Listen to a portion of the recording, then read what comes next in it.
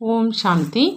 அவ்யக்த முரளி 10/5/1972. சோமானத்தில் இருப்பதனால் ஃபர்மானத்தின் பாலனை, அதாவது சுயமரியாதையில் இருப்பதனால் கட்டளையின் பாலனை. பாப்தாதா கேட்குறாங்க, சுவமானம் மற்றும் ஃபர்மான், அதாவது சுயமரியாதை மற்றும் கட்டளை இரண்டிலும் நிலைத்திருந்து மற்றும் நடந்து கொள்வதற்கு தைரியம் நிறைந்தவர் என்று தன்னை நினைக்கிறீங்களா அப்படின்னு.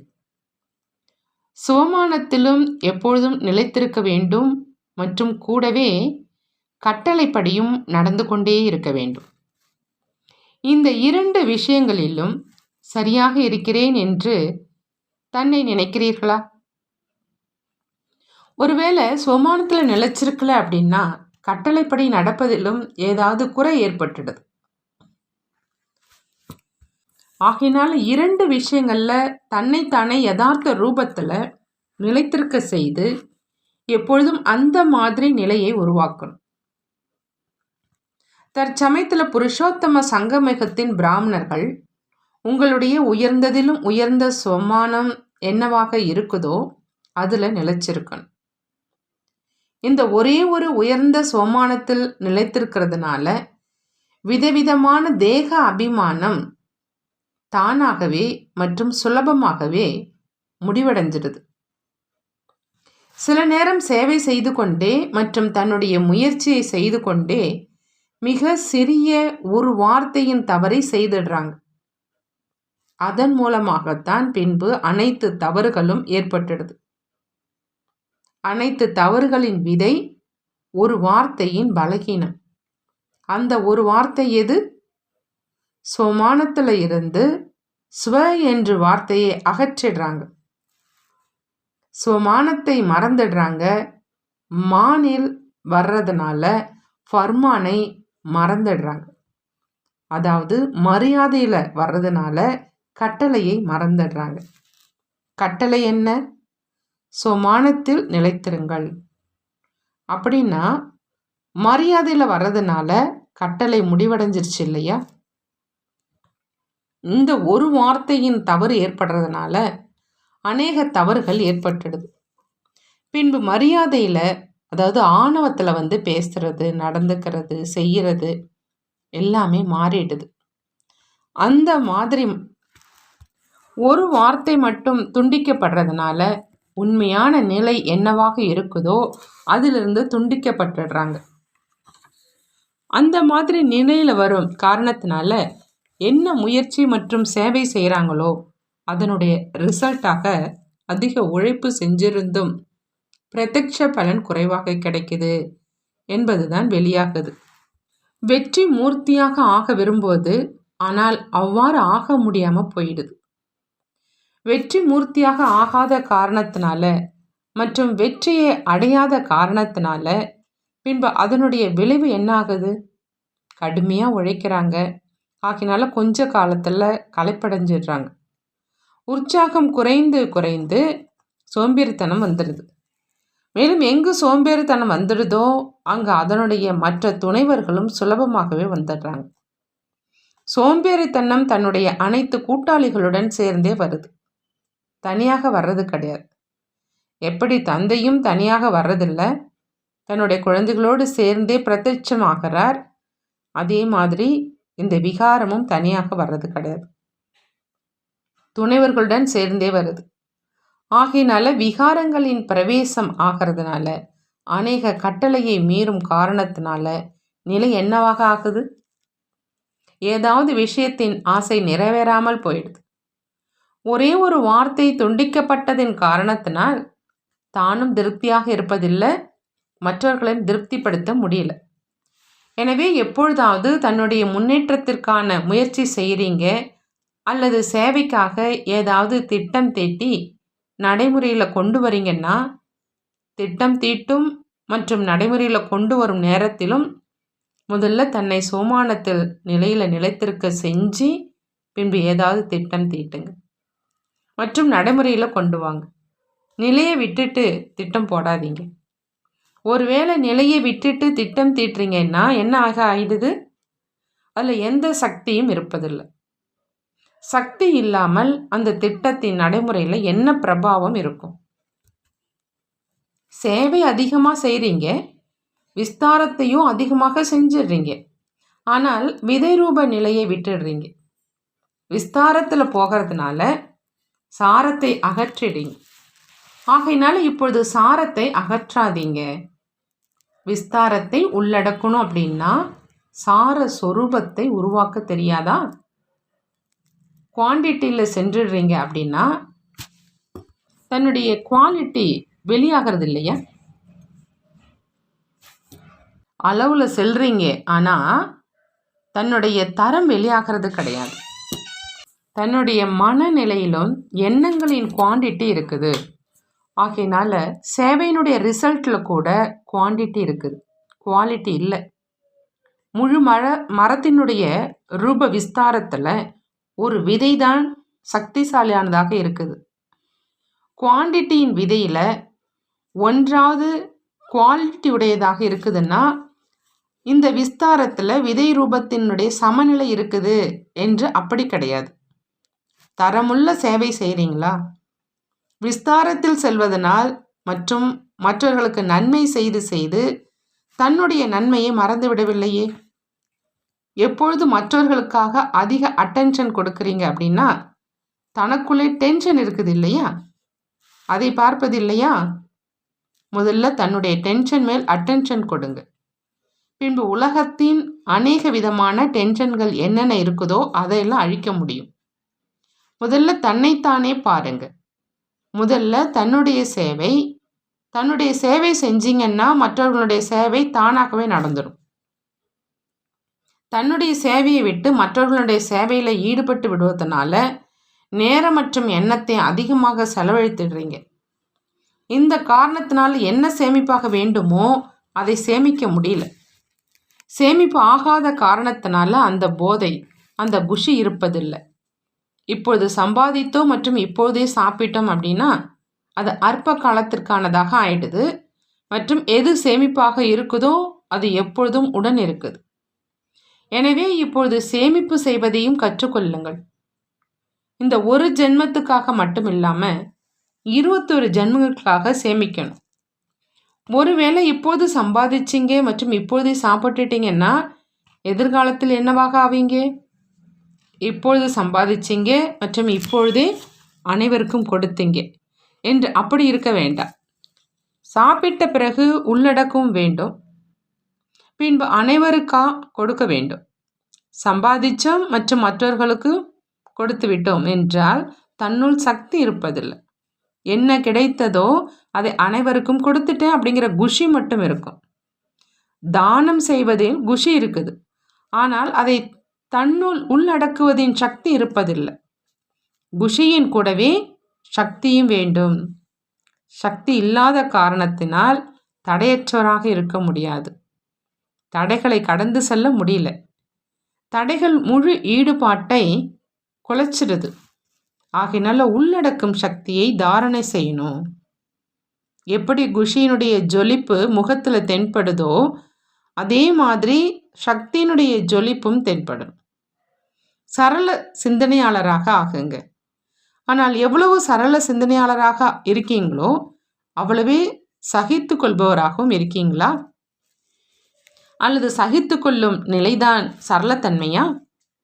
சரளத்தன்மையின் கூடவே உள்ளடக்குவதின் சகித்து கொள்வதின் சக்தியும் தேவையாக இருக்குது. ஒருவேளை உள்ளடக்குவதற்கு மற்றும் சகித்து கொள்வதற்கு சக்தி இல்லைன்னா சரளத்தன்மை மிகுந்த வெகுளி ரூபமாக ஆயிடுது. மேலும் சில இடங்களில் வெகுளித்தன்மை மிக பெரிய நஷ்டத்தை உண்டாக்கிடுது.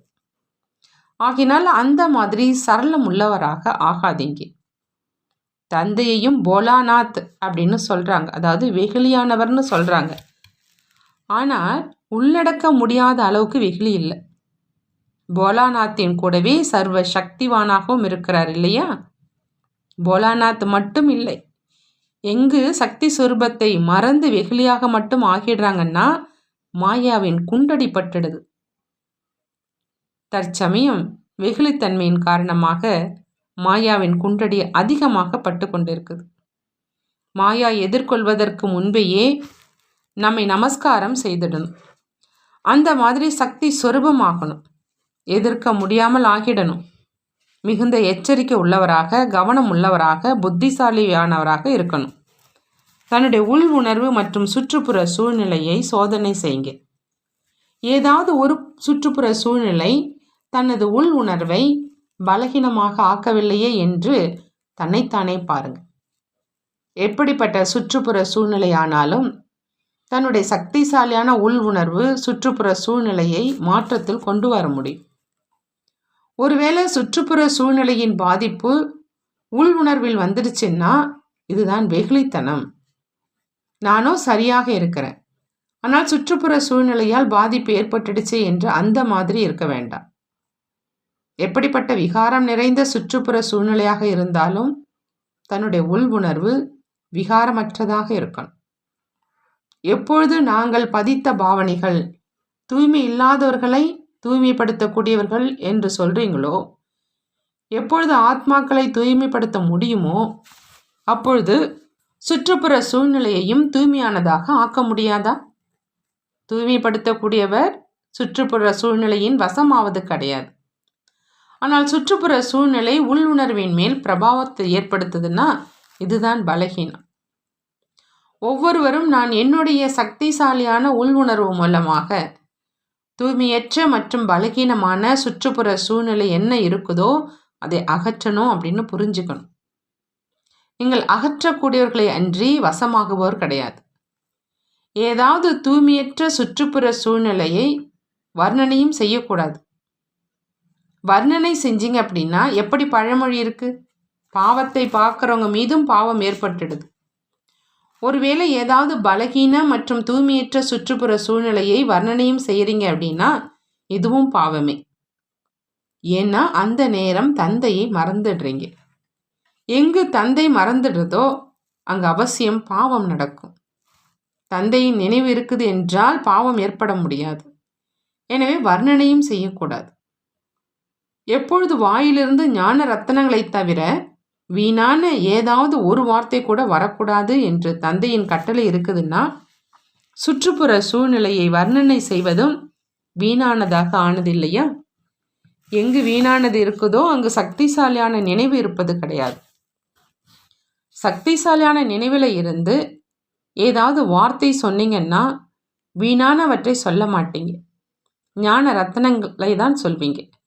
அப்படி உள் உணர்வை வார்த்தைகளையும் சோதனை செய்யுங்க. காரியம் செய்தாகிவிட்டது, வேதனையும் பட்டாகிவிட்டது, மன்னிப்பும் கேட்டுட்டோம், முடிவடைஞ்சிருச்சு அப்படின்னு சிலர் அந்த மாதிரியும் நினைக்கிறாங்க. ஆனால் அப்படி கிடையாது. யார் எவ்வளவுதான் மன்னிப்பை கேட்டுக்கொண்டாலும் என்ன பாவ காரியம் வீணான காரியம் நடந்ததோ அதனுடைய கரை அழிவது கிடையாது. கரை ஏற்பட்டே விடுது. பதிவேடு தெளிவாகவும் சுத்தமாகவும் இருப்பது கிடையாது. எனவே முடிஞ்சிருச்சு, மன்னிப்பு கேட்டுட்டேன் என்று அந்த மாதிரியும் கூறக்கூடாது. இந்த மாதிரியான பழக்க வழக்கத்தையும் கடைப்பிடிக்க கூடாது. எண்ணத்தில், உள் உணர்வில், நினைவிலும் எந்த ஒரு பாவத்தினுடைய எண்ணம் கூட வர வேண்டாம். இதுதான் நம்முடைய கடமை. இவரைத்தான் பிராமணன், அதாவது தூய்மையானவர் என்று சொல்றது. ஒருவேளை ஏதாவது தூய்மையற்ற உள் உணர்வு, நினைவு மற்றும் எண்ணம் இருக்குது அப்படின்னா பிராமணத்தன்மை நிலையில் நிலைத்திருக்க முடியாது. சொல்லளவில் மட்டுமே பிராமணன். எனவே ஒவ்வொரு அடியிலும் எச்சரிக்கையோடு இருங்க. குஷியின் கூடவே சக்திகளையும் உடன் வைக்கணும். விசேஷங்களின் கூடவே ஒருவேளை ஒரு பலகீனம் ஏற்படுது என்றாலும் ஒரு பலகீனம் அநேக விசேஷங்களை அழிச்சிடுது. எனவே தன்னுடைய விசேஷங்களை பிரத்யட்சம் செய்வதற்காக பலகீனங்களை அழிச்சிடுங்க. புரிந்ததா? சேவையின் இடையில் ஒருவேளை டிஸ்சர்வீஸ் நடந்துருச்சுன்னா டிஸ்சர்வீஸ் வெளிப்படையாக தெரிஞ்சிடுது. எவ்வளோதான் அமிர்தம் இருந்தாலும் விஷத்தின் ஒரு துளி கலந்து விடும்போது முழு அமிர்தமும் விஷமாக ஆயிடுது. எவ்வளோதான் சேவை செய்தாலும் ஒரு சிறிய தவறு சேவையில் குந்தகத்தை விளைய காரணமாக ஆயிடுது. சேவை நடக்காது செய்திடுது. எனவே தன்மேல் மற்றும் தன் சேவையின் மேல் மிகுந்த கவனம் வைங்க. முதல்ல செய்யணும், பின்பு சொல்லணும்.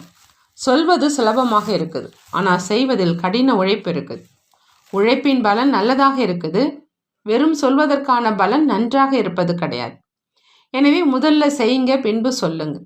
பின்பு பாருங்க எப்படிப்பட்ட தரமான சேவை நடக்குதுன்னு. தன்னுடைய தரத்தை பாருங்க. புரிந்ததா? உள் உணர்வு மற்றும் சுற்றுப்புற சூழ்நிலையை சக்திசாலிதானதாக ஆக்குங்க. பிராமணர்கள் நீங்கள் ஜென்மம் எடுத்திருப்பதே ஆவது மற்றும் ஆக்குவதற்காகவே அன்றி ஆவதற்காக மட்டும் கிடையாது. கற்பது கற்பிப்பதற்காகத்தான். உலகத்துக்கு நன்மை செய்பவர் தான் இல்லையா? எப்படி தந்தை நன்மை செய்பவரோ அவருடன் நீங்களும் உதவியாளராக இருக்கீங்க. எனவே என்னுடைய உள் உணர்வோ சரியாகத்தான் இருக்குது. இந்த சுற்றுப்புற சூழ்நிலை செய்துவிட்டது என்று இப்படியும் யோசிக்கக்கூடாது. ஒருவேளை உங்களுடைய உள் உணர்வு சரியாக இருக்குது, ஆனால் அதனுடைய பாதிப்பு சுற்றுப்புற சூழ்நிலை மேல் ஏற்படலைன்னா சக்திசாலியான உள் உணர்வு இல்லை என்பதாகும். சக்திசாலியான பொருளின் பிரபாவம் அக்கம் பக்கத்தில் அவசியம் ஏற்படுது. அது மறைஞ்சிருக்க முடியாது. எனவே தன்னுடைய உள் உணர்வையும் தெரிந்து கொள்வதற்காக உள் உணர்வினுடைய பாதிப்பு சுற்றுப்புற சூழ்நிலையின் மீது எப்படி இருக்குது என்று இதையும் சோதனை செய்யுங்க. சுற்றுப்புற சூழ்நிலை ஒருவேளை வேறு எதுவாக தென்படுதுன்னா தன்னுடைய உள் உணர்வில் பலகீனம் இருக்குது என்று புரிஞ்சுக்கணும். அந்த பலகீனத்தை அகற்றணும்.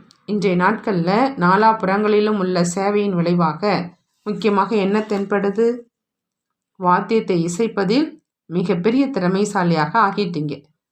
ஆனால் வாத்தியத்தை வாசிப்பதில் ரகசியத்திலிருந்து நகர்ந்து வந்துடுறீங்க. ரகசியம் அறிந்து நடப்பவராக ஆகணும். ஆனால் வாத்திய சொரூபமானவராக ஆகிட்டீங்க. வாத்தியம் மற்றும் ரகசியம் இரண்டும் சேர்ந்தே சமமாக இருக்கணும். ஒருவேளை ஒரு விஷயம் அதிக சக்தியோடு இருக்குது மற்றும் இன்னொரு விஷயம் குப்தமாக இருக்குது அப்படின்னா ரிசல்ட்டும் குப்தமாக இருந்துடுது. வாத்தியத்தை இசைப்பதிலோ அனைவரும் மிகுந்த திறமைசாலிகளாக ஆகிட்டீங்க. ஆனால் ரகசியம் தெரிந்து நடப்பவர்களாகவும் ஆகணும். ஆகினாலே இப்பொழுது ரகசியம் தெரிந்து நடப்பவராக ஆகுங்க. யோக சொரூபமானவராக ஆகுங்க. நல்லது. அந்த மாதிரி ரகசியம் தெரிந்து நடப்பவர்களுக்கு, யோக சொரூபமானவர்களுக்கு, யுக்தியானவர்களுக்கு நமஸ்காரம். நாமும் நம்மளுடைய பாப்தாதாவுக்கு நமஸ்காரம் செய்வோம். நல்லது. ஓம் சாந்தி. நன்றி பாபா. நன்றி.